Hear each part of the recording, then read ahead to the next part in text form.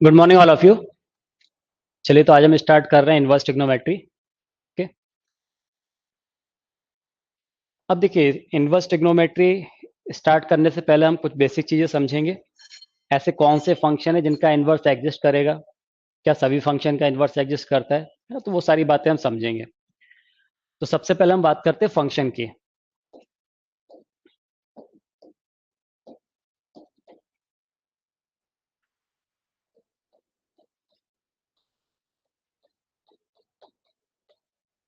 Function क्या होता है ना?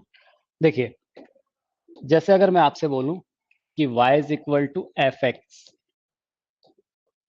इस तरह आपने एक्सप्रेशन लिखा हुआ बहुत देखा होगा। मैं बोल रहा हूँ y is equal to f x, इसका मतलब है कि x और y ये कोई दो वेरिएबल हैं जो एक दूसरे से किसी रूल f के थ्रू कैसे एसोसिएटेड है। मतलब x और y दोनों ही किसी रूल f से क्या है, एसोसिएटेड है। जैसे अगर मैं आपसे बोलूं कि y is equal to 2x, तो इसका मतलब क्या हो गया कि भाई अगर आप x की जगह यहाँ पर 1 पुट करते हो तो y कितना मिलेगा, आपको 2 मिलेगा। x की जगह आप 2 पुट करोगे तो y कितना मिलेगा, 4। 3 पुट करोगे तो 6 मिलेगा। तो यहाँ पर x और y किस रूल से एसोसिएटेड हो रहे हैं कि भाई मैं x को जो भी इनपुट दे रहा हूँ वो मुझे डबल होके मिल रहा है। x की अगर 10 रखेंगे तो y क्या मिलेगा, आपको 20 मिलेगा। ठीक है, तो यहाँ रूल क्या हो गया कि x की वैल्यू को मुझे डबल करना है। तो उसी रूल को मैं किससे, इस f से रिप्रेजेंट कर रहा हूँ। ठीक है, अगर इसी को मैं सेट फॉर्म में लिखूं तो मैं कुछ ऐसा लिखूंगा। देखिए, सपोज ये दो सेट हैं a एंड b। अब ये दोनों सेट, ये ए और बी किसी रूल एफ से एसोसिएटेड है। यहाँ जो मैं इनपुट दूंगा वो किस सेट ए में लाई कर रहा है, जो मुझे आउटपुट मिलेगा वो सेट बी में लाई कर रहा है। अब अगर मैं इसको x1 इनपुट देता हूं तो सपोज मुझे क्या मिल रहा है, यहाँ y1 मिल रहा है। ठीक है, x2 पे मुझे क्या मिल रहा है, y2 मिल रहा है। x3 पे क्या मिल रहा है मुझे, y3 मिल रहा है। इसी तरह से यहाँ y4 y5 ऐसे बहुत सारे एलिमेंट होंगे। ठीक है, तो मैंने आपसे बोला जब आपने x1 रखा तो y1, x2 पे y2 और x3 पे आपको y3 मिल रहा है। तो ये किसी रूल f से एसोसिएटेड है। अब मुझे ध्यान ये रखना है, अगर मैं यहाँ पर देखिए, अगर मैं कोई भी इनपुट दे रहा हूँ वो किसी न किसी अगर रूल से एसोसिएटेड है, तो अगर इनपुट दे रहा हूँ तो मुझे आउटपुट मिलना ही चाहिए। अगर किसी केस में ऐसा हो रहा है कि अगर मैं इनपुट दे रहा हूँ मुझे कोई आउटपुट नहीं मिल रहा है तो वो फंक्शन नहीं होगा। इनके बीच में क्या रिलेशन है, ये किसी एफ रूल से एसोसिएटेड है। जैसे यहाँ पर मैंने बोला था y is equal to 2x, तो इसमें रिलेशन क्या है कि x वैल्यू को डबल कर रहा है। तो फंक्शन के लिए, फंक्शन डिफाइन होने के लिए ये जरूरी है कि अगर मैं कोई भी इनपुट दे रहा हूँ तो मुझे आउटपुट जरूर मिलना चाहिए। ऐसा नहीं होना चाहिए कि अगर मैं कोई इनपुट रख रहा हूं तो मुझे आउटपुट ना मिले। ठीक है, दूसरी बात, अगर मैं यहाँ पर जो भी इनपुट दे रहा हूं वो किसी यूनिक एलिमेंट से एसोसिएटेड होना चाहिए। यानी अगर मैं एक इनपुट दे रहा हूं तो वो किसी एक आउटपुट से ही रिलेटेड होना चाहिए।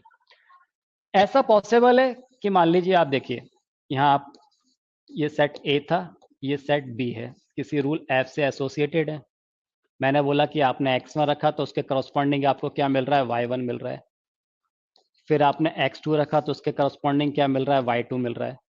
ठीक है, आपने x3 रखा वो भी किससे एसोसिएटेड हो रहा है, y2 से एसोसिएटेड हो रहा है। तो ऐसा पॉसिबल है कि आप दो इनपुट दें और सेम आउटपुट मिले, कोई दिक्कत नहीं है। लेकिन ऐसा नहीं होना चाहिए कि आप एक इनपुट दें और आपको दो आउटपुट मिले। समझिएगा मैं क्या बोल रहा हूँ। मैंने बोला x1 x2 x3, यहाँ बोल रहा हूँ y1 y2 y3 y4। मतलब x1 से मुझे क्या मिल गया, y1 मिल गया। x2 से y2 मिल रहा है और x2 से ही क्या मिल जाए आपको, y3 मिल जाए। और यहाँ पर x3 से क्या मिल रहा है, y4 मिल रहा है। तो यहाँ पर क्या हो रहा है, अगर मैं एक इनपुट दे रहा हूँ तो मुझे यहाँ दो आउटपुट मिल रहे हैं। अगर ऐसा हो रहा होगा तो ये रिलेशन तो है पर ये फंक्शन नहीं होगा। तो फंक्शन होने के लिए, किसी भी एक्सप्रेशन को फंक्शन होने के लिए क्या जरूरी है कि अगर मैं उसमें कोई इनपुट दे रहा हूँ तो मुझे आउटपुट मिले, जरूर मिलना चाहिए। और एक इनपुट से दो आउटपुट या तीन आउटपुट नहीं मिलना चाहिए। एक इनपुट से एक ही आउटपुट मिलना चाहिए, यूनिक रिलेशनशिप होना चाहिए। ये पॉसिबल है कि दो इनपुट से आपको सेम आउटपुट मिल जाए, वो चलेगा। लेकिन ऐसा नहीं होना चाहिए कि एक इनपुट से दो या तीन आउटपुट मिल रहे हो। अगर ऐसा होगा तो वो फंक्शन नहीं होगा। फिर से समझिए, फंक्शन होने के लिए क्या जरूरी है कि अगर मैं इनपुट दे रहा हूं तो मुझे आउटपुट मिलना ही चाहिए, पहली बात तो। दूसरी बात कि एक इनपुट से दो या तीन आउटपुट नहीं मिलना चाहिए, मतलब एक से ज्यादा आउटपुट नहीं मिलना चाहिए। ये जरूर पॉसिबल है कि आप 2 इनपुट दें उससे एक आउटपुट मिल जाए, या 3 इनपुट से एक आउटपुट मिल रहा हो, ये चल सकता है, लेकिन एक इनपुट से 2 या 3 या 4 आउटपुट नहीं मिलना चाहिए। अगर ऐसा हो रहा है तो फंक्शन नहीं होगा। ठीक है, तो हम फंक्शन को कैसे डिफाइन कर सकते हैं? हम बोलेंगे function is a relationship between two non empty set A and B, y which we can relate to each element of a to a unique element of y। a और b जो non empty set है इनके बीच में एक ऐसी relationship है कि a के हर एक एलिमेंट के लिए हमें एक यूनिक y मिले, b में एक यूनिक एलिमेंट मिले, तो वो फंक्शन होगा, अदरवाइज वो फंक्शन नहीं होगा। ठीक है, अब यहां पर जो भी मैं यहां पर इनपुट दे रहा हूं, जो सेट ए में जितने भी यहां पर एलिमेंट्स हैं उन सबको बोलते हैं डोमेन, डोमेन ऑफ फंक्शन। ठीक है, क्या बोला मैंने इसको? Domain of function. तो यहां पर डोमेन क्या आ गया? Domain of function. तो मैंने क्या बोला, इसको किससे रिप्रेजेंट करेंगे? डी एफ से। तो यहाँ पर डी एफ क्या आ गया? D f is equal to all x which belongs to set A, वो सभी एक्स जो सेट ए में बिलोंग्स कर रहे हैं, सेट ए से एसोसिएटेड हो, वो सब क्या कहलाएंगे? डोमेन कहलाएंगे। सेट बी में जितने भी एलिमेंट है उन सबको क्या बोलेंगे हम? कोडोमेन।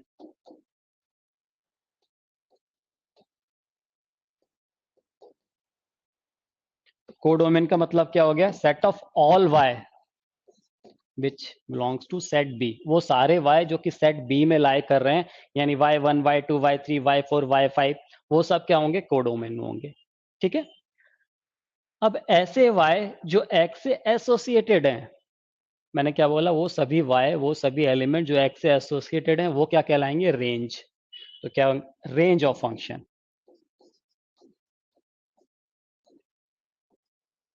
तो इसको हम कैसे रिप्रेजेंट करेंगे? आर एफ से। तो R f is equal to all y which belongs to B, है ना, बट एसोसिएटेड टू एक्स, मतलब वो सारे y जो x से एसोसिएटेड हो, associated to x, all y which belongs to b and associated with x। तो वो सारे y जो x से एसोसिएटेड हो उनको क्या बोलेंगे? Range of the function. ठीक है, तो ये हमें ध्यान रखना है। एक बात और, मुझे यहाँ पर y1 मिल रहा है कब? जबकि मैंने यहाँ पर x1 पुट किया है। y2 मिल रहा है x2 पुट करने पे, y3 मिल रहा है x3 रखने पर। तो यहाँ पर जो y1 y2 y3 है इनको बोलते हैं इमेज। क्या बोलेंगे इनको? इमेज भी बोलेंगे, मतलब ये y1 y2 y3, इसको क्या कह सकते हैं? इमेज। ठीक है, अब y1 किसकी इमेज है? x1 की इमेज है। y2 किसकी इमेज है? x2 की। y3 किसकी है? x3 की। तो इनको बोलेंगे प्री इमेज। ठीक है, तो इसको हम क्या बोल सकते हैं? Pre image.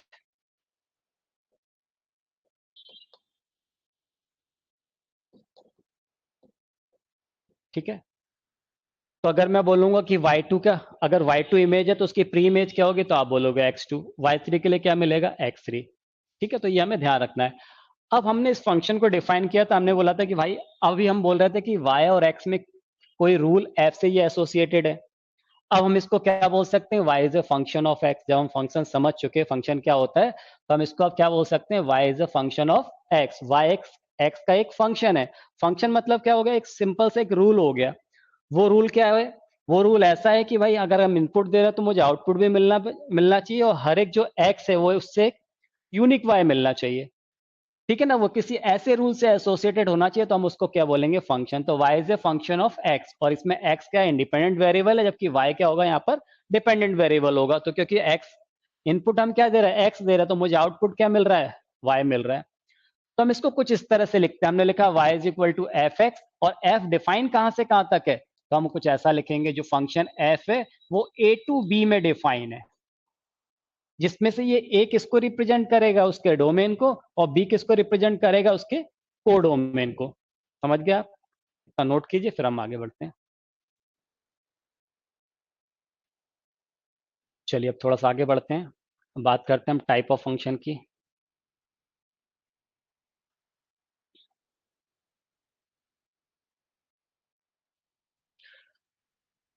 ये बहुत ध्यान से समझिएगा आप।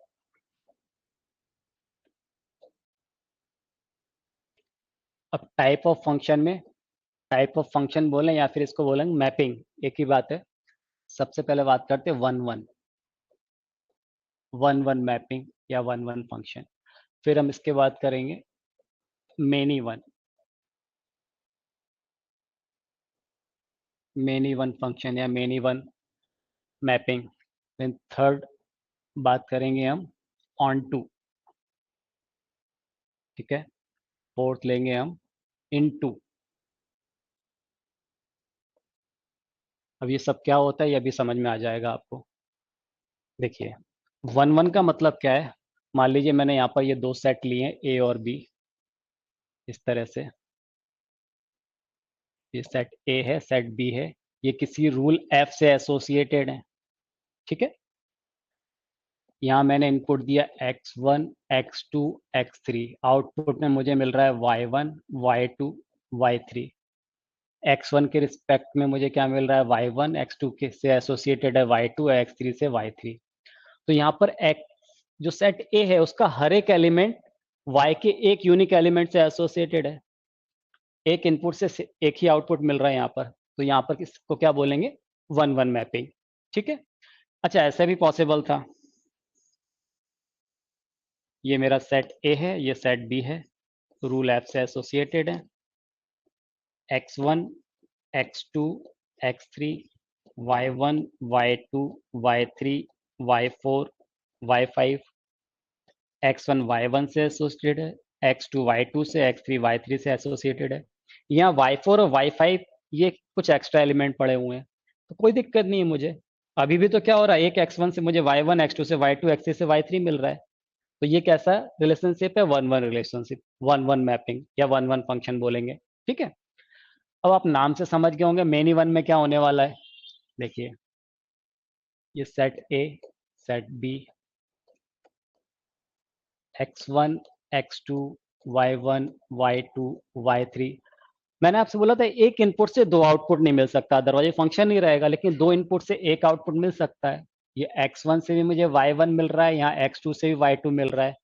फिर मैंने यहाँ पर रखा x3, उससे क्या मिल गया, y2 मिल गया, ठीक है ना। फिर मैंने रखा x4, इससे क्या मिल गया, ये y3 मिल गया। तो यहाँ पर दो इनपुट दे रहे तो मुझे एक आउटपुट मिल रहा है, तो इसीलिए क्या हो गया, ये मेनी वन, ठीक है। ये कुछ ऐसा भी हो सकता था, ये सेट ए है, ये सेट बी है, एफ रूल से एसोसिएटेड है, x1 x2 y1 y2 y3 y4, x1 से y1 एसोसिएटेड है, x2 से भी ये y1 एसोसिएटेड है। मैंने x3 रखा तो उससे क्या ये y2 एसोसिएटेड हो रहा है, और यहाँ पर y3 और y4 ये एक्स्ट्रा एलिमेंट पड़े हुए हैं।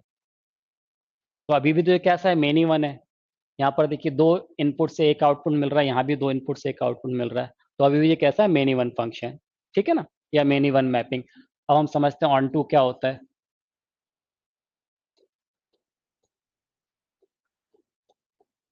x1 x2 x3 y1 y2 y3, x1 y1 से एसोसिएटेड है, x2 y2 से, x3 y3 से। यहाँ पर क्या हो रहा है, जो सेकंड सेट है मेरा बी, इसमें कोई भी एक्स्ट्रा एलिमेंट नहीं है, कोई भी एक्स्ट्रा एलिमेंट नहीं है। इसका मतलब इसको क्या बोलेंगे हम, ऑन टू। अगर एक्स्ट्रा एलिमेंट होंगे तो क्या बोलेंगे, इन टू, ठीक है। देखिए आप ए बी किसी रूल एफ से एसोसिएटेड हैं, x1 x2 x3 y1 y2 y3, x1 से भी मुझे क्या मिल रहा है, y1, x2 से मुझे क्या मिल रहा है, y1, ठीक है ना, x3 से y2 मिल रहा है, x4 से मुझे क्या मिल जा रहा है, y3 मिल जा रहा है। यहाँ भी कोई एक्स्ट्रा एलिमेंट नहीं है, मेनी वन तो है ये, पर साथ में कैसा है, ये ऑन टू है, कोई भी एक्स्ट्रा एलिमेंट नहीं है सेकंड सेट में, मतलब वो क्या होगा, ऑन टू होगा, ठीक है। इनटू की बात कर लेते हैं। Set A set B f rule से एसोसिएटेड हैं, x1 x2 x3 y1 y2 y3 y4, ये इससे एसोसिएटेड है। यहाँ पर एक एक्स्ट्रा एलिमेंट y4 मिल रहा है, तो क्या हो जाएगा, ये इनटू, ठीक है। इसी तरह से यहाँ पर ये set A set B x1 x2 x3 y1 y2 y3, x1 से y1 एसोसिएटेड है, x2 से भी y1 एसोसिएटेड है, x3 से y2 एसोसिएटेड है, ठीक है ना। यहाँ पर y3 y4 ये एक्स्ट्रा एलिमेंट पड़े हुए हैं, तो ये क्या हो गया, इनटू। ठीक है ना। तो जब भी एक्स्ट्रा एलिमेंट होगा सेकंड सेट में तो उसको हम क्या बोलेंगे, इनटू। अगर एक्स्ट्रा एलिमेंट नहीं है तो क्या बोलेंगे, ऑन टू। साथ साथ में ये ध्यान रखना, अगर वो फंक्शन या मैपिंग अगर वन वन है तो इसको एक और नाम देते हैं, हम इसको बोलते हैं सर्जेक्टिव। ठीक है ना, सॉरी इंजेक्टिव। अगर वो कैसा है, वन वन है तो इसको भी हम क्या बोलते हैं, इंजेक्टिव। तो ये आपको ध्यान रखना, वन वन या इसको क्या बोलेंगे, इंजेक्टिव। यहां लिख देता हूं मैं, कैसा होगा ये, इंजेक्टिव। और जो ऑन टू है इसको क्या बोलते हैं हम, सर्जेक्टिव। तो ये नाम भी आप याद रखिएगा। मैंने क्या बोला, अगर वन वन है तो उसको हम क्या बोल सकते हैं, इंजेक्टिव। अगर वो मैपिंग कैसी है, ऑन टू है, तो उसको क्या बोलेंगे, सर्जेक्टिव। अगर वो वन वन ऑन टू दोनों ही है तो उसको क्या बोलेंगे हम, बाइजेक्टिव। ठीक है। अब आप थोड़ा सा ध्यान दें, तो जैसे ये मैंने फर्स्ट वाला जो मैंने फिगर बनाया है, ये मैपिंग को दिखाया है, तो यहाँ पर देखिए ये वन वन तो है, साथ में इसमें कोई भी एक्स्ट्रा एलिमेंट नहीं है, इसलिए इस मैपिंग को आप क्या बोलेंगे, वन वन ऑन टू। ठीक है। कैसा है ये, वन वन ऑन टू। मैं लिख देता हूँ, ये हो गया one one onto. Combine करके बोले तो ये तो बोलेंगे ये वन वन ऑन टू है। इसको देखिए आप, ये वन वन तो है लेकिन यहाँ एक्स्ट्रा एलिमेंट पड़े हुए हैं, तो ये क्या हो गया, वन वन इन टू। इसको क्या बोलेंगे, वन वन इन टू। यहाँ पर देखिए ये मेनी वन है, यहाँ पर कोई भी एक्स्ट्रा एलिमेंट नहीं है, तो ऑन टू, तो इसको क्या बोलेंगे हम, मेनी वन ऑन टू। ठीक। ये क्या हो गया, many one into, many one into. ये देखिए ये वन वन भी एक्स्ट्रा एलिमेंट भी नहीं पड़ा हुआ, तो इसको क्या बोलेंगे हम, वन वन ऑन टू। ठीक। ये क्या हो गया बोलिए, ये many one onto, many one onto. ये क्या हो गया, वन वन इन टू। ये क्या है, one one onto, sorry extra element है, ठीक है, वन वन इन टू। और यहाँ पर दो से एक एलिमेंट एसोसिएटेड हो रहा है, तो क्या हो जाएगा, मेनी वन। ये हो जाएगा मेनी वन इन टू।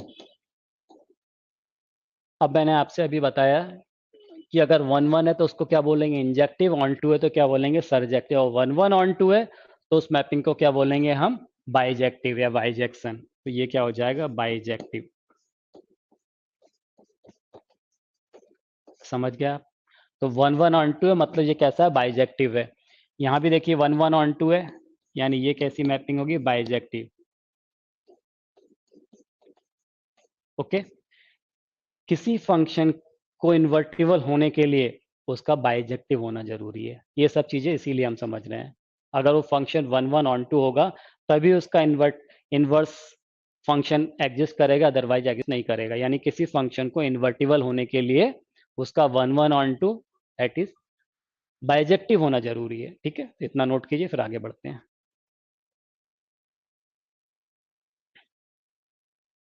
कहानी को आगे बढ़ाते हैं, वापस पहुंचते हैं अपने सबसे पहले फंक्शन पे। मैंने आपको बोला था कि y is equal to two x, suppose ये कोई फंक्शन है। ठीक है। अब मैं इसको फंक्शन बोल सकता हूँ क्योंकि मैंने फंक्शन डिफाइन कर लिया है। अब ये किसी रूल f से एसोसिएटेड है। वो रूल क्या है कि उसका मैं टू टाइम्स कर रहा हूँ, इसको मैं ऐसा लिखूंगा, y is equal to f x. ठीक है ना, y is equal to f x, और ये किसके इक्वल है, टू एक्स के इक्वल है। अच्छा, इसको लिखेंगे कैसे कि f कहां से कहां डिफाइन है, तो देखिए हम ऐसा लिखते हैं, f define to a to b। अब ये a किसको रिप्रेजेंट करेगा, उसके डोमेन को रिप्रेजेंट करेगा उस फंक्शन के, और बी किसको रिप्रेजेंट करेगा, उसके कोडोमेन को रिप्रेजेंट करेगा। ठीक है। तो देखिए मैं ऐसा लिख रहा हूं, मैंने बोला कि ये दो सेट हैं, non empty set A and B. अब ये किसी रूल एफ से एसोसिएटेड है, ये वो एफ हो गया। अब अगर मान लीजिए, देखिए ये एग्जांपल ले लेते हैं, तो इसके लिए अगर मान लीजिए मैंने इसमें वन पुट किया तो मुझे क्या मिलेगा, टू। तो वन टू से एसोसिएटेड हो गया। ठीक है भाई। अगर मैं इसमें टू पुट करूंगा तो मुझे क्या मिलेगा, बोलिए, फोर। थ्री रखने पे क्या मिलेगा, सिक्स। फोर रखने पे क्या मिलेगा, एट। होगा ना ऐसे ही। मतलब हो क्या रहा है, जो भी मैं इनपुट दे रहा हूं उसका क्या हो जा रहा है, डबल हो जा रहा है। यही तो हमारा रूल था कि जो भी इनपुट दे रहे हैं उसका क्या हो गया, डबल हो गया। अच्छा ऐसा होगा कि अगर मैं 5 रखूं तो मुझे 10 ना मिले? बिल्कुल नहीं होगा, अगर मैं 5 रखूंगा तो मुझे 10 मिलना ही मिलना है।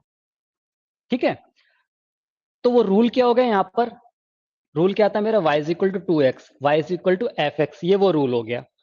अब मैं थोड़ा सा इसका उल्टा सोचता हूं। मैं आपसे ये बोल रहा हूं कि भाई अब मैं b को a से एसोसिएटेड कर रहा हूं। मैं क्या बोल रहा हूं? b को a से एसोसिएटेड कर रहा हूं, और एक ऐसा रूल, इसको मैं g से रिप्रेजेंट कर देता हूं। अब ये g क्या है? मैं आपसे बोल रहा हूँ जी भाई, एक ऐसा रूल है, मैंने यहां बोला था देखिए y is equal to 2x।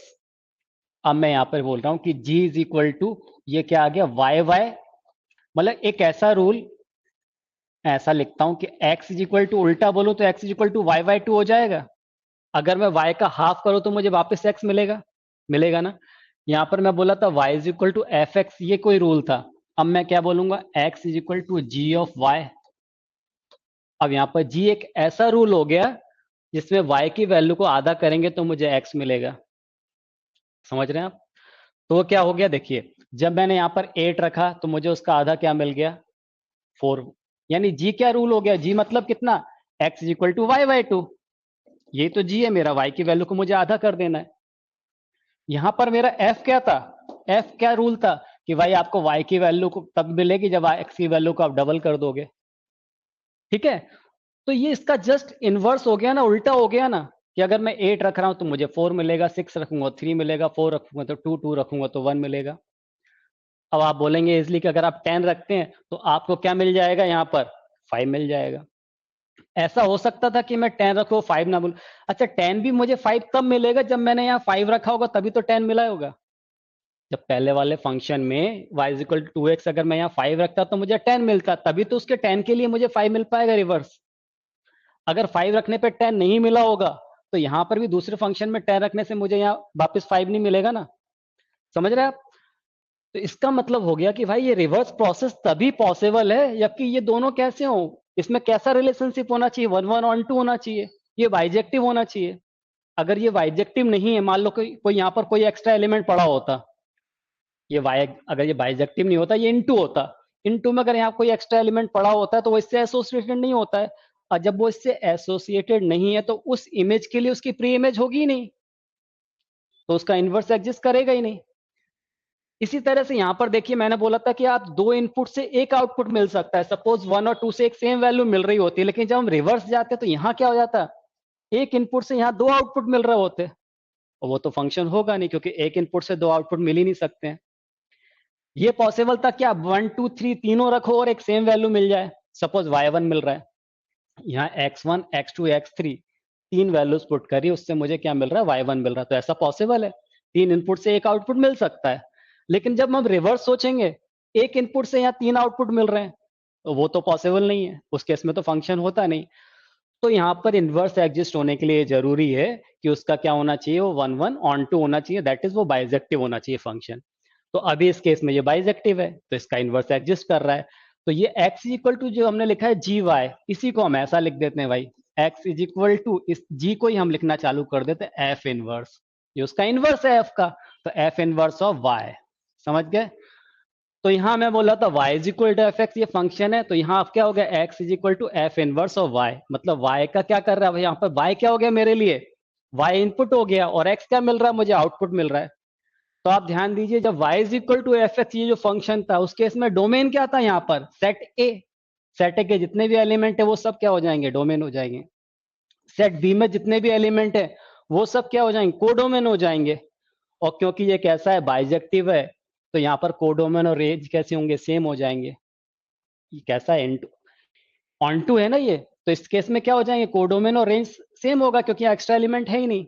तो पहले वाले केस में जो डोमेन था 1 2 3 4, ये डोमेन के एलिमेंट थे, वो हमारे इस दूसरे केस में क्या हो जाएंगे? रेंज हो जाएंगे। फर्स्ट फंक्शन के लिए डोमेन था, वो इनवर्स फंक्शन के लिए क्या हो जा रहा है? रेंज हो रहा है। पहले वाले फंक्शन के लिए जो रेंज था, वो हमारे इनवर्स फंक्शन के लिए क्या हो जाएगा? डोमेन हो जाएगा। समझ गए? तो रेंज और डोमेन क्या हो जाएंगे? इंटरचेंज हो जाएंगे। तो इसीलिए जरूरी है कि वो फंक्शन कैसा होना चाहिए? 1 1 ऑन 2, या फिर वो बाइजेक्टिव होना चाहिए, तभी उसका इनवर्स एग्जिस्ट करेगा, अदरवाइज इनवर्स एग्जिस्ट नहीं करेगा। ठीक है, एक छोटी सी बात और यहाँ पर, कंपोजिट ऑफ फंक्शन क्या होता है ना, थोड़ा सा समझ लेते हैं, पहले इतना नोट कर लीजिए फिर मैं आगे बढ़ता हूँ।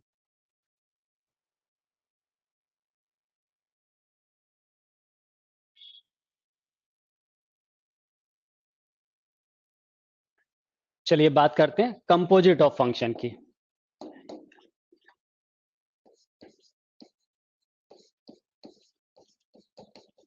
कंपोजिट फंक्शन है ना, इसको थोड़ा सा समझ लीजिएगा, बाकी जब हम कैलकुलस में फंक्शन पढ़ेंगे तो और डिटेल में पढ़ेंगे इन चीजों को। बस यहाँ अभी आप इतना समझ लीजिए, जैसे अगर मैं ऐसा लिखूं, देखिए यहाँ पर एफ एक्स और जी एक्स ये दो डिफरेंट फंक्शन है, एक फंक्शन एफ एक्स है और एक दूसरा क्या है, जी वाई है ना। तो अगर कहीं दो फंक्शन हो तो मैं इसको अगर ऐसा बोलूं कि f of g x, f of g y, मान लो ये कोई फंक्शन है, ठीक है। तो इसका मतलब क्या है, देखिए यहाँ पर अगर मैंने लिखा है x is equal to g y, मतलब x किसका फंक्शन है, इस y का फंक्शन है। यहां मैं लिख रहा हूं कि y is equal to f x, मतलब ये y किसका फंक्शन है, इस x का फंक्शन है। x इनपुट है तो y क्या मिल रहा है, मुझे आउटपुट मिल रहा है, ठीक है। अब मैंने लिखा एफ ऑफ जी वाई, तो एफ ऑफ जी वाई का मतलब क्या निकल रहा है यहां से, देखिए फर्स्ट बात कर रहा हूं मैं एफ ऑफ जी वाई, तो इसका मतलब क्या है एफ ऑफ जी वाई का, तो एफ ऑफ जी वाई का ये मतलब हो गया कि एफ किसका फंक्शन है, देखिए इसको मैं ऐसे लिखूंगा एफ ऑफ जी वाई, ठीक है। तो जी तो वाई का फंक्शन है, पर ये एफ किसका फंक्शन है, इस पूरे जी वाई का फंक्शन है, फंक्शन ऑफ फंक्शन। क्या बोला मैंने कि यहां पर जो जी है वो किसका, वाई का फंक्शन है, पर एफ किसका फंक्शन हो गया, इस जी वाई का फंक्शन हो गया। इसका मतलब ये हो गया कि एफ ऑफ और जी वाई किसके इक्वल था, एक्स के इक्वल था, तो यहां पर क्या आ गया, एक्स, एफ ऑफ एक्स। और एफ ऑफ एक्स मतलब कितना है, वाई है, तो किसके इक्वल आ गया, ये वाई के इक्वल आ गया। For all y which belongs to set B, जो हमने सबसे पहले डिफाइन किया है। इसी तरह से सेकंड वाला जो हो जाएगा वो देखिए क्या होगा, एफ ऑफ जी वाई लिखा है, अब मैं इसको ऐसा लिखता हूं जी ऑफ एफ एक्स। इसका मतलब क्या हो रहा है, इसका मतलब ये हो रहा है कि जी ऑफ एफ एक्स, मतलब जो x है, जो f है वो किसका फंक्शन है, इस x का फंक्शन है, पर g इस पूरे fx का फंक्शन है। और fx इज इक्वल टू क्या था हमारे पास, g ऑफ fx होगा ना, तो यहाँ पर fx इज इक्वल टू कितना है, y है, तो इसको हम क्या लिख देंगे, gy, ठीक है ना। यानी g किसका फंक्शन है, y का, तो gy किसके इक्वल है, x के इक्वल है, तो ये क्या निकल के आ जा रहा है, यहाँ पर x निकल के आ जा रहा है, for all x which belongs to set a, ठीक है। अब इसी चीज में आप थोड़ा सा देखें, तो देखिए हो क्या रहा है, ये जो मेरा जी था इसी को तो मैं क्या बोल रहा था, एफ इनवर्स बोल रहा था, तो मैं इसको कुछ ऐसा नहीं लिख सकता हूं क्या, ये फर्स्ट वाले केस को ही मैंने क्या बोला था, एफ ऑफ जी वाई, तो एफ ऑफ जी की जगह मैं क्या लिख दे रहा हूं, एफ इनवर्स, तो ये आ गया f inverse, f inverse y. तो इसका मतलब यही तो हो गया कि f of f inverse y, और एफ इनवर्स वाई मतलब क्या हो गया, एक्स, तो ये क्या आ गया, एफ ऑफ एक्स, और एफ ऑफ एक्स मतलब कितना हो गया, वाई, तो मतलब क्या मिल रहा है मुझे, वाई मिल रहा है, और all y which belongs to set B. ये भी समझ लीजिएगा, है ना, तो आपको बहुत सारी चीजें इससे क्लियर हो जाएंगी। अब देखिए यहाँ पर एफ ऑफ एफ इनवर्स लिखा है, अगर मैं इसी को ऐसा लिख देता F inverse of F x, तो इसका मतलब क्या हो गया, f inverse of F x, और एफ एक्स मेरा क्या था, वाई, तो एफ इनवर्स ऑफ वाई, और एफ इनवर्स वाई किसके इक्वल आ गया, एक्स के। मतलब यहां फाइनली रिजल्ट क्या मिल रहा है मुझे, एक्स मिल रहा है, for all x which belongs to set A. मैं ये सब आपको क्यों समझा रहा हूं, ये अभी आपको क्लियर हो जाएगी चीजें, पर आपको यहां पर फिलहाल इतना याद रखना है, क्या याद रखना है, कि यहां पर देखिए जब मैं f of f inverse y, मैंने यहाँ वाई लिखा है, तो फाइनली मुझे रिजल्ट क्या मिल रहा है, यहाँ पर वाई मिल रहा है। यहाँ मैंने लिखा है F of f inverse of F x, तो मुझे फाइनली क्या मिल रहा है, एक्स मिल रहा है। इसका हम आगे यूज करेंगे, है ना, तो ये चीजें और क्लियर होती चली जाएंगी, पर इतना भी आप ध्यान में रखिएगा, नोट कीजिए इतना।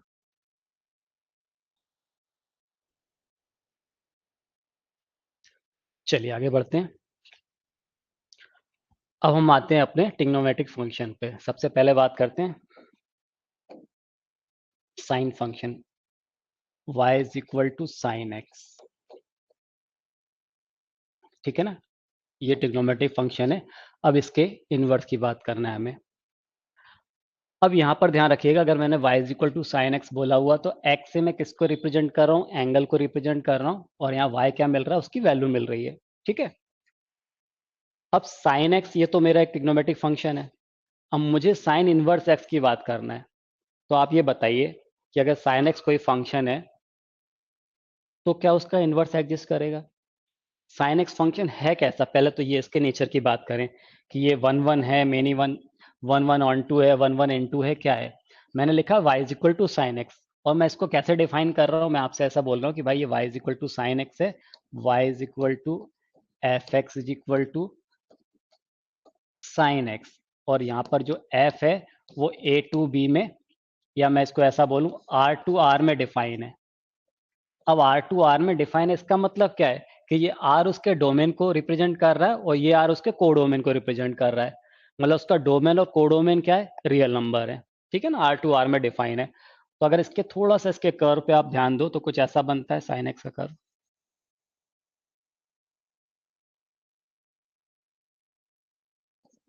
ये एक्स एक्सिस हो जाएगा मेरा, ये वाई एक्सिस होगा। ठीक है, तो इसका कर्व कुछ इसी तरह से तो बनता था साइन एक्स का, आप ऐसे ही बनाते थे ना, ये आगे कंटिन्यू हो जाएगा, इधर भी ऐसा रहता था ये। ठीक है, ये साइन एक्स का कर्व हो गया। ये पॉइंट जीरो, ये एंगल कौन सा है, पाई/2। ये क्या होता था, पाई। ये पॉइंट कब मिलता था, -1 3 पाई/2 पे। ये कब मिलेगा, 2 पाई पे। ये क्या आ जाएगा, -पाई/2। ये -पाई, -3 पाई/2, दिस इज -2 पाई। क्योंकि ये पीरियोडिक फंक्शन है तो चलता चले जाएगा। अब पहले तो आप ये सोचिए, मैंने आपसे बोला कि ये फंक्शन है कैसा, मैंने R टू R में डिफाइन किया है, मतलब इसका डोमेन भी रियल नंबर दे रहा हूँ और मुझे रेंज भी क्या मिल रहा है, रियल नंबर है। तो अगर ये R टू R में ये फंक्शन डिफाइन है तो आप थोड़ा सा सोचिए, डोमेन मैंने ऑल रियल नंबर दिया है, मतलब सारे एंगल्स ले सकते हैं, पर आप थोड़ा इन वैल्यू को कंसिडर कीजिए। जैसे मान लीजिए मैं आपसे बोलूँ कि ये कोई वैल्यू है, से साइन 30 कितना होता है, 1/2। तो 30 पे मुझे 1/2 मिल रहा होगा ये पॉइंट, पाई/2 पे तो मुझे ये 1 मिल रहा है। ठीक है ना, ये -1 हो गया यहाँ कहीं। मैं आपसे बोल रहा हूँ कि साइन 30 पे मुझे 1/2 मिल रहा है, तो भाई साइन 30 पे 1/2 मिल रहा है, साइन 150 पे तो 1/2 मिलेगा, मिलेगा कि नहीं मिलेगा? आगे कंटिन्यूशन में जाएंगे तो 390 उस पर भी तो कितना मिल जाएगा, 1/2 मिलेगा। इसी तरह से यहाँ पर आएंगे तो ये भी तो मुझे 1/2 मिल रही है वैल्यू। यानी ऐसे बहुत सारे एंगल पॉसिबल हैं जिसपे वैल्यू क्या, सेम वैल्यू मिलेगी 1/2। यानी बहुत सारे एंगल पे सेम आउटपुट मिल रहा है, तो कैसा हो गया, मेन इवन हो गया। तो एक बात तो ये कंफर्म होगी, ये फंक्शन कैसा है, मेन इवन है। ठीक है, ऑन टू है कि इन टू है, क्योंकि हमें पता है कि साइन एक्स की वैल्यू हमेशा -1 से +1 के बीच में मिलती है। पर यहाँ पर और भी बहुत सारे एक्स्ट्रा एलिमेंट पड़े हुए हैं, -2 -3 -4, यहाँ 1 से बड़ी वैल्यू 1 2 3 4 5, क्योंकि मैंने कोडोमेन को क्या लिया हुआ है, आर लिया, रियल नंबर। मैंने -1 से +1 तो नहीं लिया है ना, मैंने क्या लिया यहाँ पे, रियल नंबर। इसका मतलब हो गया कि 2 3 4 5 ऐसे बहुत सारे एक्स्ट्रा एलिमेंट पड़े होंगे सेकंड वाले सेट में। इसका मतलब कैसा है, इनटू है। तो अभी ये कैसा है, मेनी वन इनटू है, और जब साइन अभी मेनी वन इनटू है तो इसका इनवर्स तो एग्जिस्ट करेगा ही नहीं, क्योंकि इनवर्स एग्जिस्ट करने के लिए क्या जरूरी है, उसको 1 1 ऑन टू होना चाहिए, बाइजेक्टिव होना चाहिए। तो हम क्या करें, इसका मतलब जो हम साइन इनवर्स एक्स बोलते हैं वो तो गलत है। ठीक है ना, साइन इनवर्स एक्स तो एग्जिस्ट करेगा नहीं। यानी कोई भी अगर पीरियोडिक फंक्शन है, sine cos tan cot cosec sec, वो सभी कैसे होते हैं, पीरियोडिक फंक्शन होते हैं। जितने भी पीरियोडिक फंक्शन होंगे यानी वैल्यू रिपीट होगी कहीं ना कहीं, और वैल्यू रिपीट होगी तो वो कैसे, उसका इन्वर्स एग्जिस्ट करेगा ही नहीं।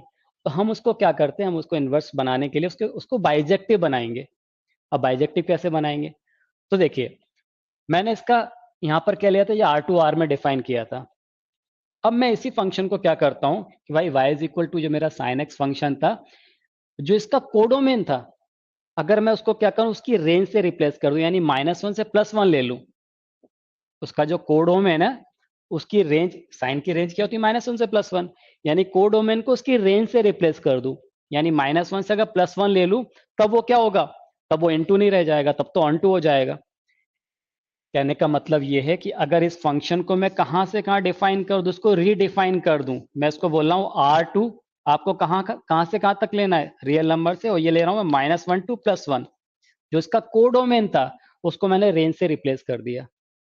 डोमेन अभी भी रियल नंबर है, पर मैंने क्या किया, कोडोमेन को उसकी रेंज से रिप्लेस कर दिया। अब जब मैंने कोडोमेन को रेंज से रिप्लेस कर दिया तो एक्स्ट्रा एलिमेंट तो सारे हट गए। अब वो -1 से +1 के बीच में सारे नंबर मिल जाएंगे मुझे। ठीक है ना, जो एक्स्ट्रा एलिमेंट है वो हट गया, सारे नंबर एसोसिएटेड होंगे ना किसी एंगल से। तो अब ये क्या हो गया, अब ये ऑन टू हो गया, इन टू तो नहीं रहा। तो अब लेकिन कैसा, मेनी वन ऑन टू है। अब मेनी वन ऑन टू है लेकिन मुझे तो वन वन ऑन टू बनाना है।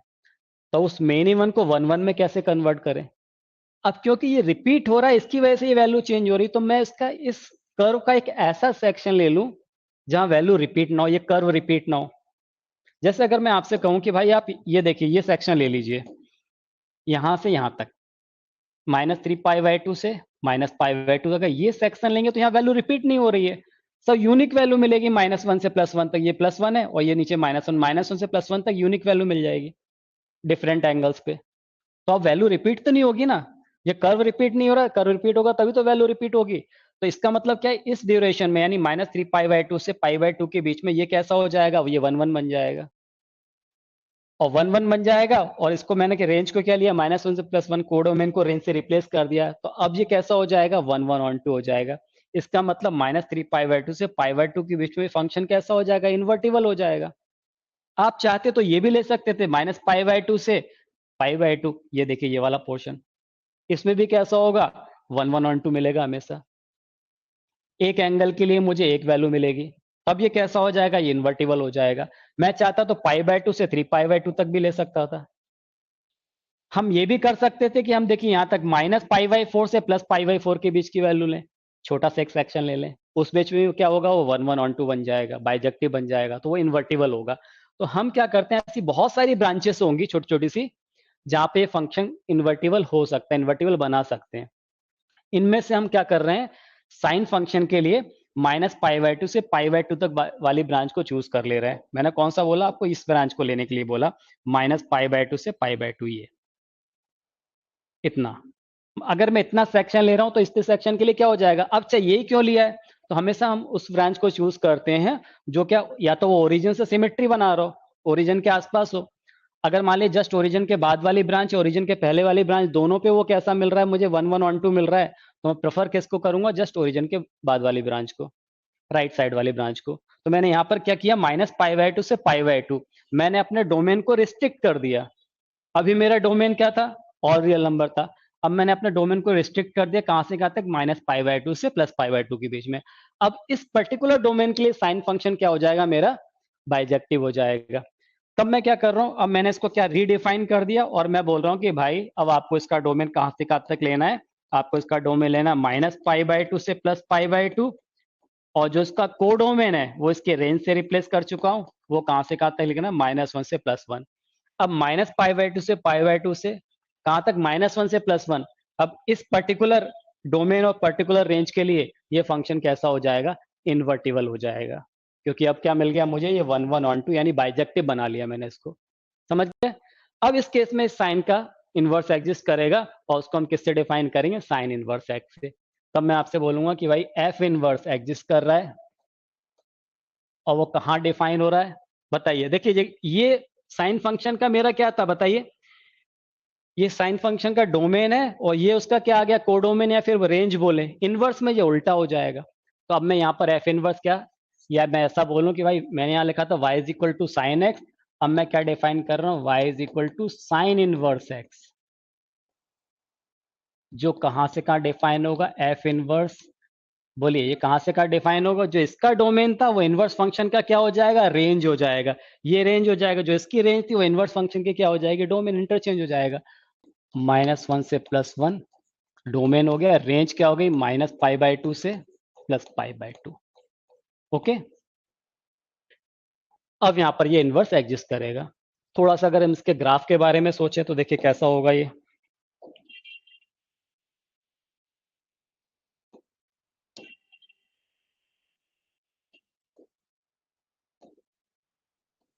अब देखिए जब मैं -1 पुट करूंगा तो -π/2 मिलेगा, +1 पुट करूंगा तो π/2 मिलेगा। साइन फंक्शन के लिए देखिए यहाँ पर जब मैं क्या कर रहा था, -π/2 पुट कर रहा था तो मुझे -1 और π/2 पर 1 मिल रहा था। तो अगर ये साइन फंक्शन है तो इसकी मिनिमम वैल्यू क्या मिल रही थी, -1, और मैक्सिमम कितनी मिल रही थी, 1। और यहाँ जब इनवर्स फंक्शन की बात करेंगे तो मिनिमम वैल्यू क्या मिलेगी, -π/2, मैक्सिमम वैल्यू क्या मिलेगी, π/2।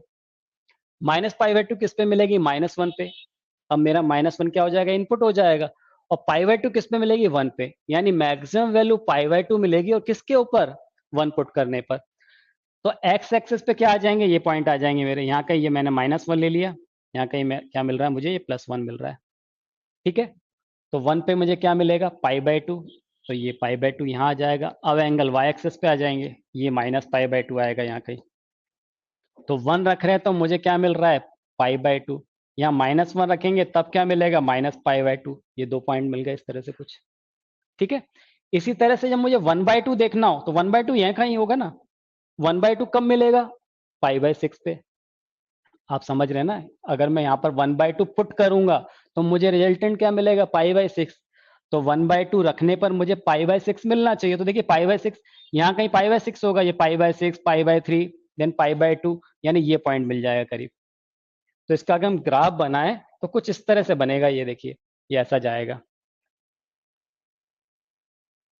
कुछ ऐसा चले जाएगा, और ये कुछ इस तरफ ऐसा आएगा। ये ऐसा कुछ कर्व मिलेगा इसका। समझ गए बात को। तो ये उसके इनवर्स का ग्राफ हो गया, साइन इनवर्स एक्स का। जो साइन इनवर्स एक्स का जो भी इनवर्स फंक्शन होता है उसका जो कर्व मिलता है वो x = y लाइन के अबाउट सिमेट्रिक होता है। मतलब अगर मैं क्या करूं, x = y एक लाइन ड्रॉ करूं, आप देखिए यहाँ पर ये कर्व कुछ ऐसे जा रहा था इधर, और ये देखिए जस्ट उसका उल्टा है, तरफ जा रहा है। ये कर्व यहाँ पर कुछ इस तरफ जा रहा था, तो ये देखिए इस तरफ जा रहा है ये। ठीक है ना, तो x = y लाइन के अबाउट ये कैसे होंगे, सिमेट्रिक होंगे।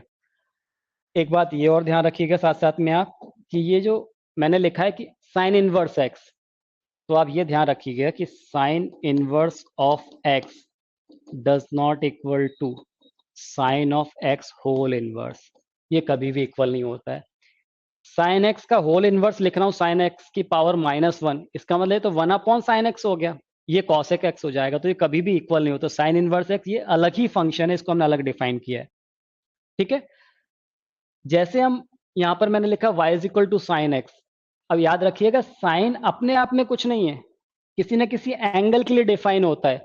जैसे अगर मैं बोलूंगा साइन 30 डिग्री, तो साइन किसी एंगल के लिए डिफाइन होता है। मतलब केवल मैं साइन लिखूं तो उसका कोई मीनिंग नहीं है। साइन ऑफ एंगल एक्स, इसका मतलब क्या, साइन ऑफ एंगल एक्स, मतलब ये साइन और एक्स को मैं अलग अलग नहीं कर सकता हूं, उस पर्टिकुलर एंगल के लिए डिफाइन होगा। केवल मैं साइन लिख के छोड़ दूंगा तो उसको कोई मीनिंग नहीं है। समझ गए। उसी तरह से ये मैंने साइन इनवर्स ऑफ एक्स लिखा है, केवल साइन इनवर्स का कोई मीनिंग नहीं है, साथ में कोई ना कोई वैल्यू होना चाहिए।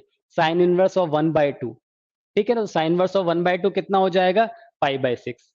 यानी एक ऐसी वैल्यू, साइन इनवर्स 1 का मतलब क्या है, sine inverse 1/2, sign inverse x, sine inverse है ना √3/2, मतलब ये किसको रिप्रेजेंट कर रहा है, ये उस एंगल को रिप्रेजेंट कर रहा है, किसी न किसी एंगल को रिप्रेजेंट करेगा। ठीक है, अब यहां पर ये ध्यान रखिएगा एक चीज और, मैंने क्या बोला कि साइन इनवर्स एक्स किसके इक्वल नहीं हुआ, साइन एक्स के होल इनवर्स के इक्वल नहीं हुआ, क्योंकि ये तो क्या हो जाएगा, cosec x हो जाएगा। ठीक है, अब मैंने यहां पर आपसे बोला था कि ऐसी बहुत सारी ब्रांचेस पॉसिबल हैं जिसमें आप 1 1 1 2 बना सकते हो। मैंने यहां पर कौन सी ब्रांच चूज की थी, -π/2 से +π/2, इसको बोलते हैं प्रिंसिपल ब्रांच। प्रिंसिपल ब्रांच बोलेंगे, और ये जो वैल्यू लिए मैंने -π/2 से +π/2, ये जो वैल्यू लिए इसको क्या बोलेंगे, प्रिंसिपल वैल्यू। मतलब मुझे अगर कोई यहाँ पर x की कोई वैल्यू दी होगी, जो इनपुट दिया होगा, तो -1 से +1 के बीच में दिया होगा। उसके लिए कोई ना कोई एंगल डिफाइन करना, कोई एंगल बताना है, वो एंगल हमेशा -π/2 से π/2 के बीच में ही लेना होगा मुझे। अलग से अगर कोई और ब्रांच डिफाइन नहीं की है तो मैंने क्या बोला, हो सकता है वो आपको क्वेश्चन में ये बोल दे कि भाई आपको -π/2 से 3π/2 लेना है, तो आपको इस ब्रांच में वो एंगल डिफाइन करना पड़ेगा, इस ब्रांच में वो एंगल बताना पड़ेगा। लेकिन अगर नहीं बोला ऐसा कुछ, तो हमेशा हम प्रिंसिपल ब्रांच को कंसिडर करते हैं। समझ गए। तो अगर मान लो साइन इनवर्स एक्स है और x -1 से +1 के बीच में कोई एक वैल्यू है, तो उसके लिए हम कौन सा एंगल बताएंगे, वो एंगल बताएंगे जो -π/2 से +π/2 के बीच में लाई करेगा, जब तक कि उसको अलग से कोई डिफाइन ना किया हो। तो हमेशा हम प्रिंसिपल ब्रांच को कंसीडर करते हैं। तो इस केस में इस वाले केस में, साइन वाले केस में प्रिंसिपल ब्रांच क्या हो जाएगी, -π/2 से प्लस पाई बाय टू, यानी प्रिंसिपल वैल्यू क्या होगी, माइनस पाई बाय टू से प्लस पाई बाय टू। समझ गए? तो इतना नोट कीजिए, फिर हम आगे बढ़ते हैं।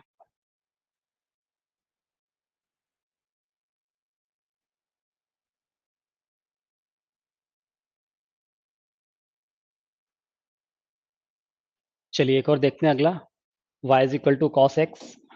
थोड़ा सा क्या समझ लीजिए, मैंने क्या बोला, फंक्शन क्या है, y is equal to cos of x. ठीक है, तो अगर कॉस एक्स का आप थोड़ा सा ग्राफ सोचे तो कुछ ऐसे ही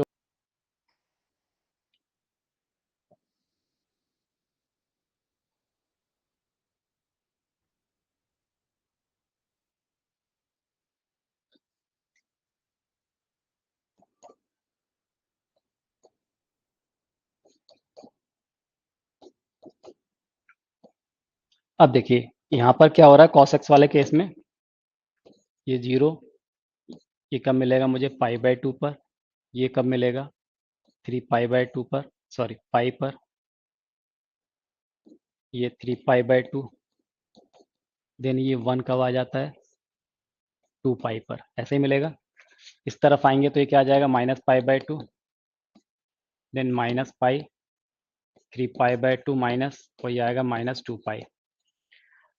अब यहाँ पर भी देखिए ये कैसा है, पीरियोडिक फंक्शन है, पीरियोडिक फंक्शन है तो ये भी इन्वर्टिबल नहीं होगा, तो इसके डोमेन को भी मुझे रिस्ट्रिक्ट करना होगा। तो इसका डोमेन मैं कहाँ से कहाँ ले लूंगा, देखिए अब ये पूरा साइकिल कहाँ कंप्लीट कर रहा है, तो ये देखिए एक साइकिल तो ये ऐसा कंप्लीट कर रहा है।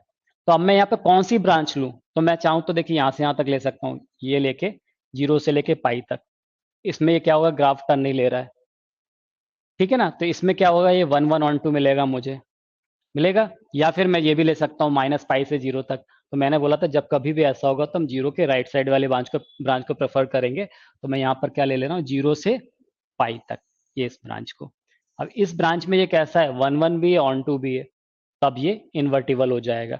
तो जो कॉस इनवर्स एक्स है मेरा, मतलब मैं इसको कहाँ डिफाइन करूँ, y is equal to cos x है, तो इस केस में मैं इसको कहाँ, जो कॉस फंक्शन है उसको कैसे डिफाइन कर रहा हूँ, इस f को, बोलिए कहाँ से कहाँ तक डिफाइन कर रहा हूँ।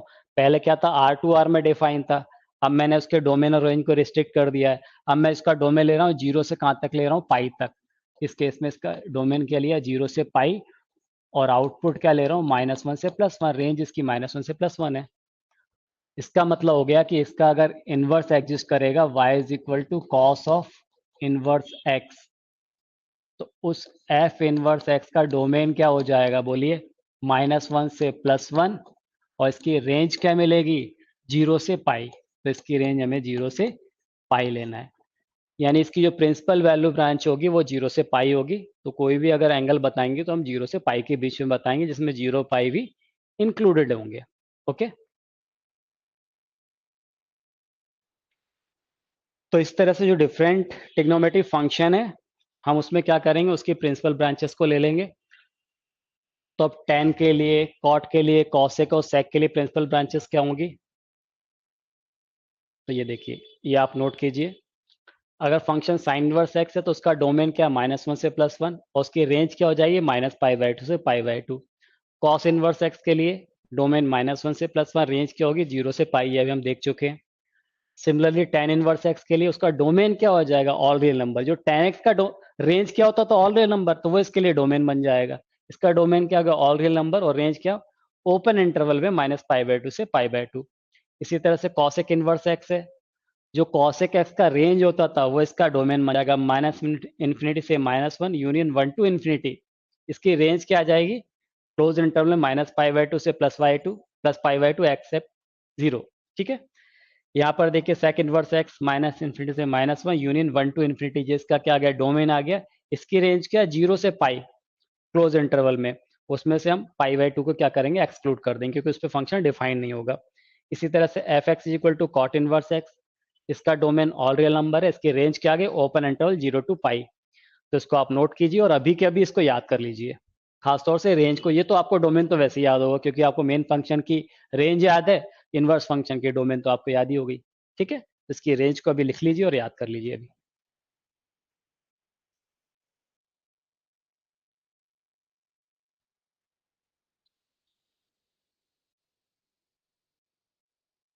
तो आपको याद होगा साइन इनवर्स एक्स का रेंज क्या है, -π/2 से π/2 क्लोज इंटरवल में। कॉस इनवर्स एक्स का 0 से पाई क्लोज इंटरवल में। Tan inverse x open interval में -π/2 से π/2। कॉसेक इनवर्स एक्स, साइन और कॉस रिलेटेड होते हैं, आपको याद है। तो इसका मतलब cosec inverse x, sign inverse x देखिए सिमिलर दिख रहा होगा। ये भी क्लोज इंटरवल में -π/2 से π/2, 0 एक्सक्लूड कर देना है।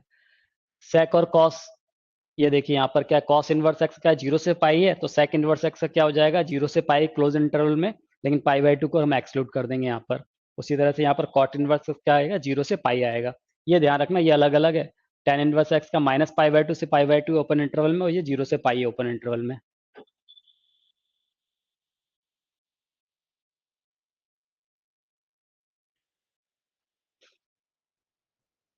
चलिए इस पर बेस अब हम कुछ क्वेश्चन सॉल्व करेंगे। Find the principal values of, first part है साइन इनवर्स √3/2, दूसरा साइन इनवर्स -1/2। अब देखिए इसके पहले वाले पार्ट में साइन इनवर्स √3/2 बोल रहा है ये हमें। तो साइन इनवर्स √3/2 बोल रहा है, मुझे क्या इसकी प्रिंसिपल वैल्यू बताना है। तो मुझे पता है कि जो इनवर्स फंक्शन होता है साइन में, उसकी प्रिंसिपल वैल्यू कहाँ से कहाँ लाई करती है, -π/2 से +π/2 क्लोज इंटरवल में। ठीक है, तो यानी -π/2 से +π/2 के बीच में वो एंगल बताना है मुझे जिसका साइन कितना हो, √3/2 हो। ठीक है, तो आप बताइए क्या हो जाएगा, साइन √3/2 क्या होता है, 60 डिग्री। तो ये कितना आ जाएगा, π/3। साइन इनवर्स √3/2 मतलब मुझे एक ऐसा एंगल बताना है जिसके साइन की वैल्यू क्या हो, √3/2 हो। तो वो क्या हो जाएगा, किसके बीच में बताना, -π/2 से +π/2 के बीच में। तो वो इसका आंसर कितना आ जाएगा, बोलिए π/3, 60 डिग्री। तो ये आंसर हो गया π/3 फर्स्ट वाले पार्ट का। यहाँ मुझे साइन इनवर्स -1/2, तो साइन इनवर्स -1/2 बताना है, तो मैंने बोला था कि इसका रेंज क्या है, -π/2 से +π/2, उसी बीच में मुझे बताना है।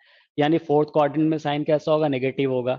तो -1/2 यानी माइनस, क्या बोलेंगे, इसका आंसर कितना हो जाएगा, कौन सा एंगल आएगा, -π/6।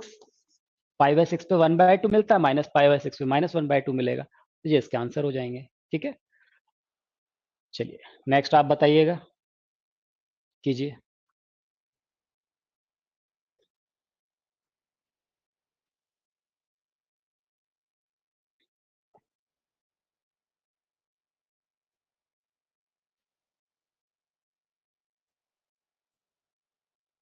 देखिए अब ये साइन इनवर्स, पहले इसको सॉल्व करेंगे। साइन इनवर्स -√3/2, ठीक है। तो -√3/2 है, इसका मतलब कितना आ गया, 60 डिग्री, यानी -60 डिग्री। -π/2 से +π/2 के बीच में बताना है मुझे। तो -60 मतलब कितना है, -π/3। तो ये कितना आ जाएगा, -π/3। ये मुझे क्या दे रहा है, एक एंगल दे रहा है। तो ये -π/3 आ गया। Cos of -π/3, cos minus theta क्या हो जाता है, कॉस थीटा, यानी cos π/3, cos 60 डिग्री यानी 1/2। तो साइन इनवर्स 1/2, यानी सॉल्व होके कितना आ गया, साइन इनवर्स 1/2। और साइन इनवर्स 1/2 कितना हो जाएगा, π/6। इसका आंसर क्या आ जाएगा, π/6। Okay, find the principal values of cos inverse √3/2 and cos inverse -1/2।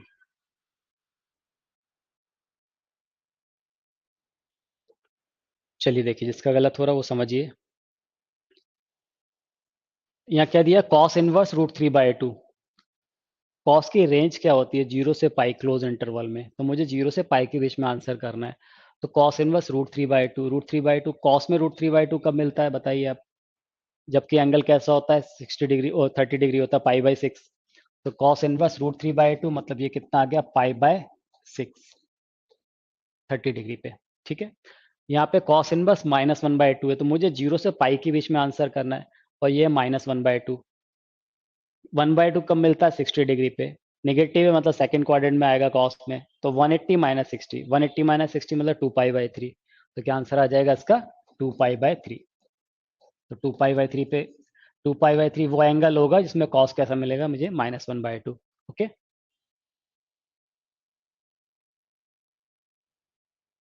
Find the principal value of cos inverse sine of cos inverse 1/2।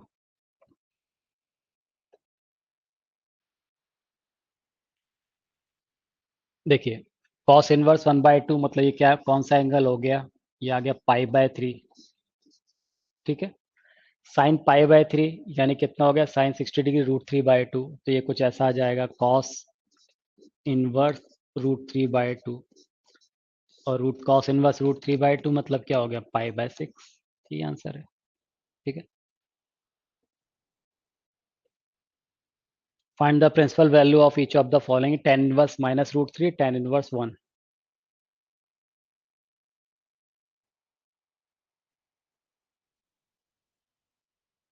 अब देखिए यहाँ पर जो tan इनवर्स फंक्शन होता है उसकी रेंज कहाँ से कहाँ तक होती है, ओपन इंटरवल में -π/2 से +π/2। तो मतलब मुझे जो आंसर करना है, जो प्रिंसिपल वैल्यू बतानी है, वो -π/2 से +π/2 के बीच में लाई करना चाहिए। यहाँ क्या माइनस ऑफ रूट 3 है। tan में रूट 3 कब मिलता है हमें, 30 डिग्री पे, यानी π/3 पर मिलता है। तो ये नेगेटिव में तो क्या आ जाएगा, -π/3। ये आ गया -π/3। -π/2 से +π/2 के बीच में बताना था, तो -π/3 आ गया। tan इनवर्स 1 है, तो tan इनवर्स 1 मतलब क्या, π/4। क्या आंसर हो जाएगा, -π/3 एंड π/4।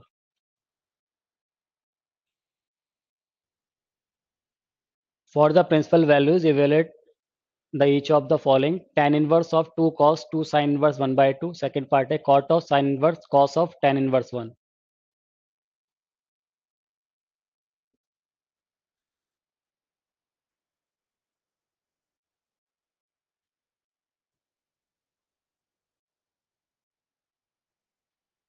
देखिए फर्स्ट पार्ट देखिए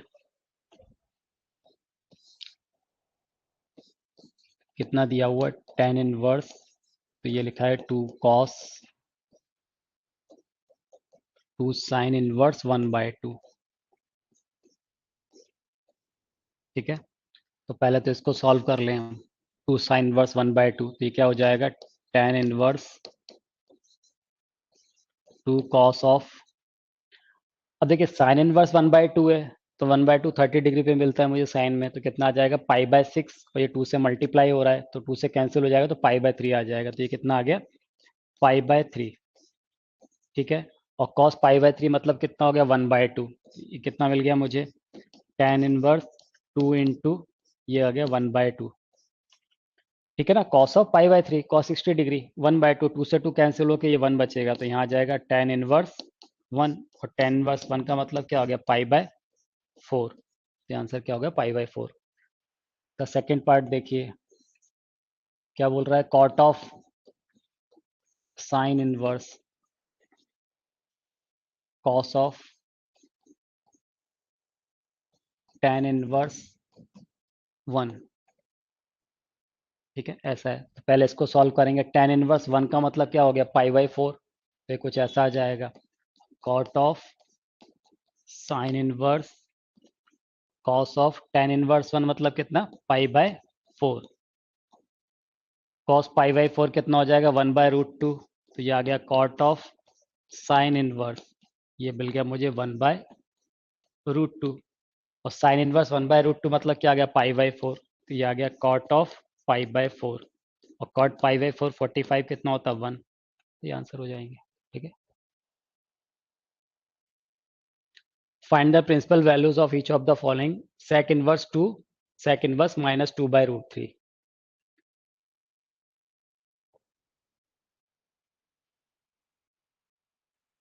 देखिए क्या है, sec इनवर्स 2।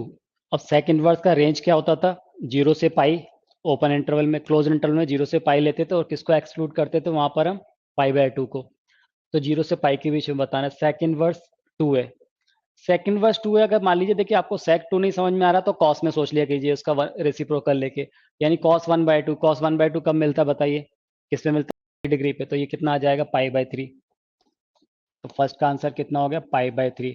अब इसकी बात करते हैं, sec इनवर्स -2/√3 है, यानी cos में ये √3/2 हो जाता, और माइनस में ध्यान रखिएगा। तो √3/2 अगर हो रहा है, तो √3/2 मतलब कितना, 30 डिग्री। 30 डिग्री है, लेकिन क्योंकि नेगेटिव डिग्री है, नेगेटिव है, तो इसका मतलब कहाँ आएगा, सेकंड क्वाड्रेंट में। तो 180 - 30 5π/6। तो इसका आंसर कितना आ जाएगा, 5π/6। ठीक है, तो फर्स्ट का π/3 और सेकंड का क्या होगा, 5π/6।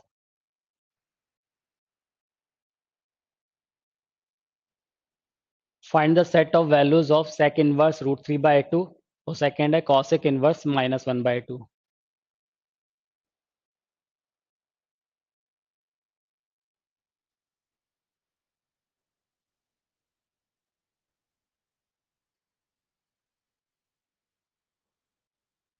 अब देखिए, अगर हम सेक इनवर्स या कॉसेक इनवर्स एक्स के डोमेन की बात करें, domain of sec inverse x, ठीक है ना, या फिर कॉसेक इनवर्स एक्स, दोनों का डोमेन सेम होता है और उसका डोमेन क्या होता है, -∞ से -1 यूनियन 1 to ∞, ठीक है ना, ये इसका डोमेन होता है। मतलब जो सेक इनवर्स और कॉसेक इनवर्स में एक्स की वैल्यू मैं -1 से +1 के बीच में नहीं ले सकता हूँ, इसके बीच की वैल्यू नहीं होना चाहिए और कोई भी वैल्यू हो सकती है क्योंकि उसके डोमेन में नहीं है। तो यहाँ पर देखिए √3/2 और ये -1/2 है, ये कहाँ लाई कर रही है, -1 से +1 के बीच में कहीं लाई कर रही है और वो उसके डोमेन में नहीं आ रही है। डोमेन में नहीं आ रही है तो कोई इसका सॉल्यूशन नहीं होगा, तो नल सेट, तो नो सॉल्यूशन। ओके, तो क्या आ जाएगा, कौन सा, क्या पूछ रहा था, find the set of the values of cosec inverse -1/2 या फिर सेक इनवर्स √3/2, तो इसका आएगा नो सॉल्यूशन, नल सेट, ठीक है ना, 5, ठीक है ना, ये आंसर।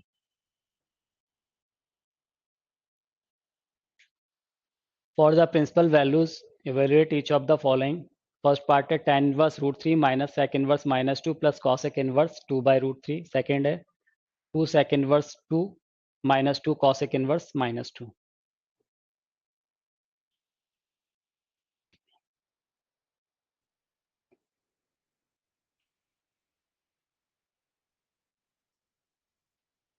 देखिए फर्स्ट वाला देखिए क्या दिया हुआ, tan inverse √3 minus sec inverse -2 plus cosec inverse 2/3, cosec inverse 2/√3, ठीक है। अब tan इनवर्स √3 है, क्या आ जाएगा इसका आंसर बताइए, π/3, ठीक है, ये minus sine. Sec inverse of -2 है, अब सेक की रेंज याद कीजिए कहाँ से कहाँ तक होता है, 0 से पाई, इसमें π/2 इंक्लूड नहीं होगा, ठीक है ना, क्लोज इंटरवल में। तो सेक इनवर्स -2 है, तो सेक इनवर्स -2, अगर मान लीजिए आपको सेक में नहीं याद है तो आप कॉस में सोच लीजिए इसका रेसिप्रोकल करके, तो कॉस में क्या 1/2 और वो किस में मिलेगा हमें, π/3 पर, तो π/3 यानी 60 डिग्री पर, ये क्योंकि नेगेटिव चाहिए तो वो सेकंड क्वाड्रेंट में आना चाहिए, तो क्या करेंगे हम 180 में से 60 माइनस कर देंगे तो 120 मिल जाएगा, यानी 2π/3, ये कितना आ गया 2π/3। ओके, कॉसेक इनवर्स 2/√3 यानी साइन में क्या आ जाता है, √3/2 60 डिग्री पे, यानी प्लस π/3, π/3 π/3 2π/3 -2π/3 कितना आ गया 0, ठीक है। सेकंड में बात करते हैं, सेक इनवर्स ऑफ 2 है, तो सेक इनवर्स ऑफ 2 है तो ये 2 पहले से था, तो 2 इंटू सेक इनवर्स ऑफ 2, तो बताइए क्या हो जाएगा, ये कॉस इनवर्स में कितना होता है 1/2, तो इसका मतलब कितना आ गया, ये π/3 माइनस कॉसेक इनवर्स -2, तो ये -2 आ गया और कॉसेक इनवर्स -2 यानी माइनस π/6, ठीक है ना। कॉसेक इनवर्स में कितना आ जाएगा, ये -2 दिया हुआ है, दैट इज 1/2, और इनवर्स नेगेटिव में चाहिए तो -π/6, तो कितना आ गया ये 2π/3, और ये माइनस कितना आ जाएगा, देखिए माइनस माइनस ये प्लस हो जा रहा है, कितना आ जा रहा है π/3, ठीक है। तो 2π/3 π/3 3π/3, दैट इज पाई, तो इसका आंसर क्या हो जाएगा, पाई। ओके,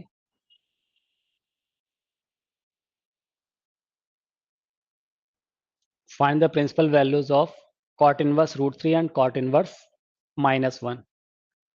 cot इनवर्स √3 मतलब कितना हो जाएगा बताइए, ये कितना आ जाएगा, π/6, इसका आंसर तो π/6 हो जाएगा। cot इनवर्स -1 है, cot इनवर्स -1 है, आंसर कहाँ से कहाँ तक देना है, 0 से पाई के बीच में देना है, ठीक है, तो यानी नेगेटिव है तो सेकंड क्वाड्रेंट में पहुंच जाएगा, यानी 3π/4 135 डिग्री पे, तो इसका आंसर आ गया π/6, इसका 3π/4।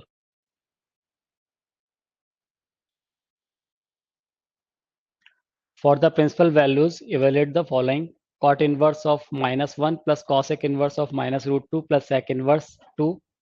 Second part है cot inverse minus of √3 plus tan inverse 1 plus sec inverse 2/√3.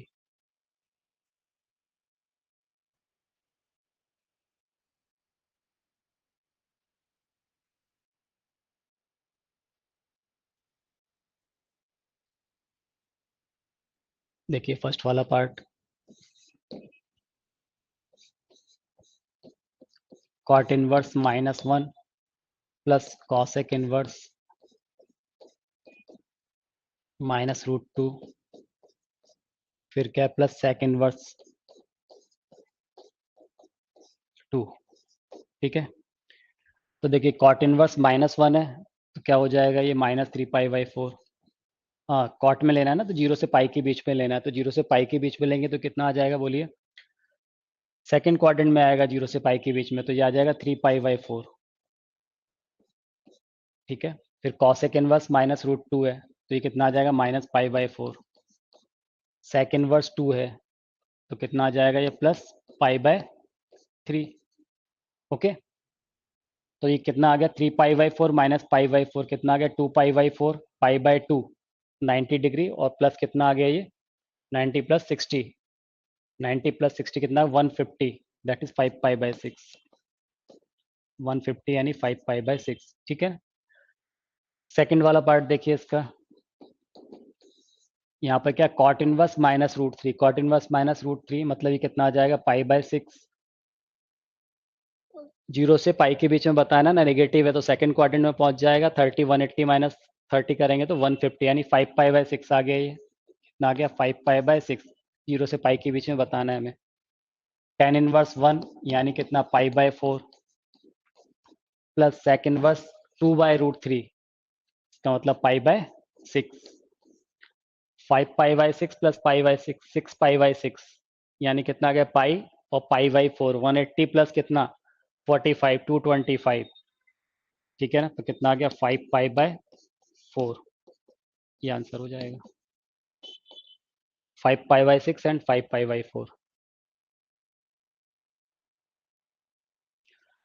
Find the domain of the function f(x) = sin inverse 2x - 3, second f(x) = sin inverse x plus cos x।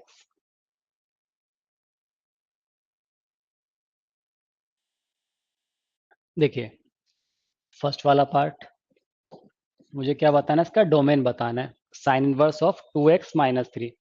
आप ये बताइए sine inverse x का domain क्या होगा। Sine inverse x का domain का मतलब है कि वो इंटरवल जिसमें x लाई करे।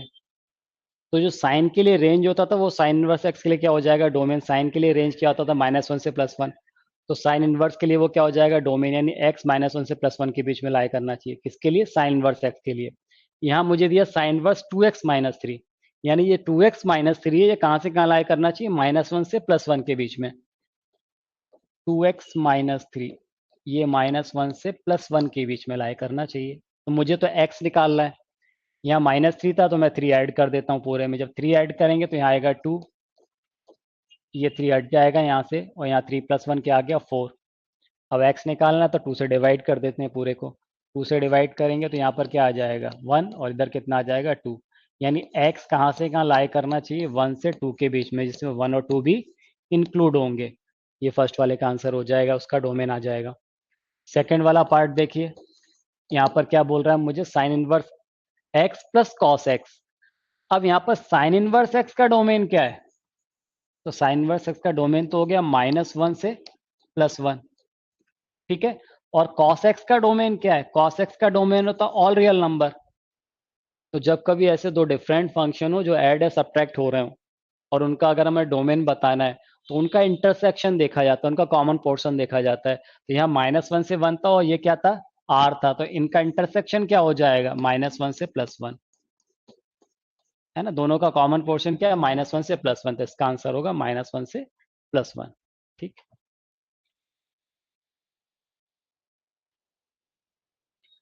Find the domain of cos inverse 2x - 1।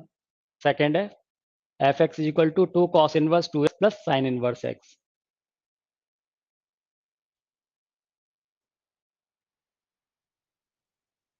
देखिए फर्स्ट वाले का डोमेन cos इनवर्स 2x - 1 है। cos इनवर्स का डोमेन भी क्या होता है -1 से +1 के बीच में, तो यहाँ पर ये 2x - 1 है, ये कहाँ से कहाँ लाया करना चाहिए, -1 से +1 के बीच में लाया करना चाहिए। यहाँ -1 था तो 1 ऐड कर दें हम, तो जब 1 ऐड करेंगे तो यहाँ क्या हो जाएगा 0, ये आ गया 2x, 1 + 1 ये आ गया 2, 2 से डिवाइड कर देंगे तो ये आ गया 0 x ये आ गया 1, इसका मतलब x बिलोंग्स टू कहाँ से कहाँ तक, 0 to 1, ये इसका डोमेन आ गया। सेकेंड वाला पार्ट देखिए, अब यहाँ पर क्या बोला है, कॉसेक इनवर्स 2x, तो कॉसेक इनवर्स का डोमेन क्या होता है, -1 से +1, यानी 2x कहाँ से कहाँ लाए करेगा, -1 से +1 के बीच में, तो x कहाँ से कहाँ लाए करेगा बताइए, 2 से डिवाइड कर देंगे, -1/2 से +1/2 के बीच में। ये किसकी बात कर रहे थे हम, कॉस इनवर्स 2x की। साइन इनवर्स x की बात करेंगे तो कहाँ से कहाँ लाया करेगा, -1 से +1, ये इसका डोमेन हो जाएगा। दोनों का इंटरसेक्शन क्या है, ये -1/2 से +1/2, ये -1 से 1 है, तो इसका आंसर क्या आ जाएगा, बोलिए, इनका इंटरसेक्शन ले लेंगे, यानी -1/2 से +1/2, इसके बीच में लाया करेगा। ठीक है,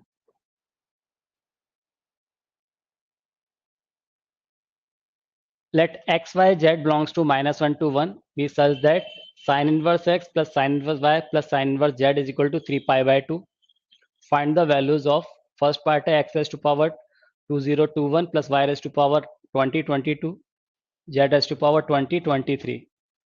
Second part है x raised to power 2019 plus y raised to power 2021 plus z raised to power 2023 minus 9 upon x raised to power 2020 plus y raised to power 2022 plus z raised to power 2023 कीजिए।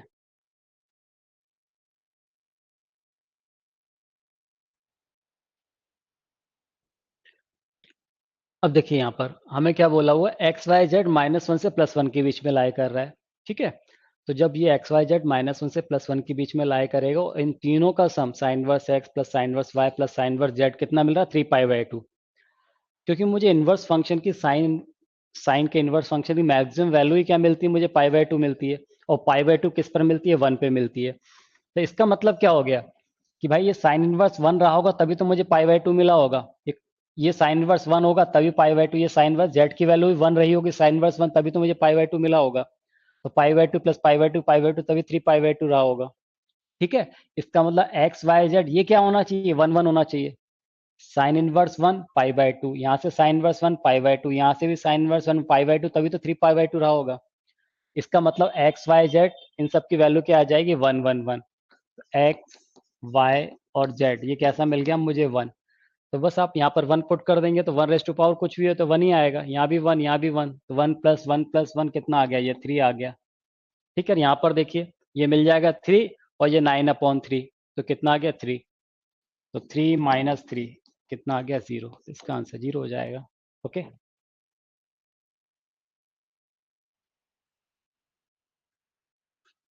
if x y z belongs to -1 to 1 such that cos inverse x plus cos inverse y plus cos inverse z is equal to 3π, then find the values of xy plus yz plus zx। Second part है x into Y plus Z plus Y into Z plus X plus Z into X plus Y.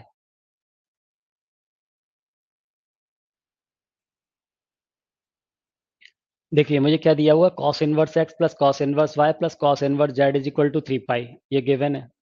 ठीक है, और मुझे ये दिया हुआ x Y Z -1 से +1 के बीच में लाए कर रहे हैं, तो इसका डोमेन दे दिया -1 से +1, और रेंज क्या मिलेगी, जो इनवर्स फंक्शन है कॉस इनवर्स, उसकी रेंज क्या होती है, 0 से पाई के बीच में आती है, और यहाँ 3π आ रहा, तो मतलब मैक्सिमम रेंज क्या होती है, पाई। तो 3π आर, इसका मतलब ये भी पाई, ये पाई, और तीनों ही पाई के इक्वल होना चाहिए, तभी तो उनका सम 3π के इक्वल होगा। तो जब cos inverse X is equal to pi होगा तो एक्स की वैल्यू क्या होगी, -1 होगी, क्योंकि -1 पे क्या मिलेगा, मुझे पाई मिलेगा, यानी एक्स क्या होना चाहिए, -1, वाई भी -1 होना चाहिए, जेड भी -1 होना चाहिए। तो एक्स वाई जेड यहाँ से क्या मिल गया मुझे, -1। ओके, अब यहाँ पर वैल्यू पुट कर दीजिए आप, जब यहाँ -1 रखेंगे, -1 इंटू -1, ये 1 + 1 + 1, तो यहाँ से क्या मिल जाएगा मुझे, 3। यहाँ पर देखिए -1 और ये -1, तो -2 आ जाएगा, बाहर माइनस है तो +2 हो जाएगा, 2 + 2 + 2, तो ये कितना आ जाएगा, 6। तो आंसर क्या आ गया, 3 एंड 6।